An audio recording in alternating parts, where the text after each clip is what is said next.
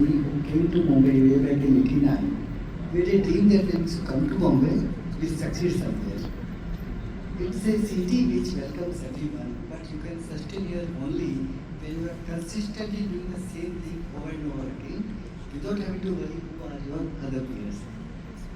Absolutely. Pranav, over to you. I think similar points. So Mumbai does have, the infrastructure. The banks are there. The capital market is here. But the other important element also, which I believe is there, is as a culture, Mumbai is known as financial capital of India, the commercial capital of India. So there is this in DNA of people, to do something new, which is very important because we hear many times about Bangalore that it is the fintech capital. Why? Also because there are a lot of people who are talking about what can be done. Mumbai, in a larger context, gives that advantage also. So, along with the institutionalized infrastructure, you also have the entrepreneurs here who can also, who also actually share their experiences and people can learn. So that's again an advantage. Absolutely. I have another common question for all three of you. The theme for our show this season is emerging businesses, the India advantage. Tell me, how much of this India advantage is actually a capital story? Kunal, let's start with you this time. See, capital is definitely very important, and what our previous speakers also spoke. We have a large capital market, 6,000 plus companies listed. There is a lot of retail money which is coming in. Banks are also quite well capitalized. So capital is, in my mind, quite there.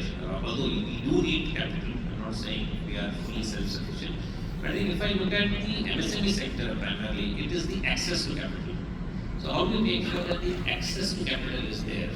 Now, if you look at MSME, they don't have very well-structured financial records. So assessing their strength in terms of absorbing the capital and giving the return is not that simple, although things are changing. But I think what we need to do now is that, when I look at from the retail side, we have this concept of segment of one, which means every individual customer can be analyzed as an individual and a product can be offered.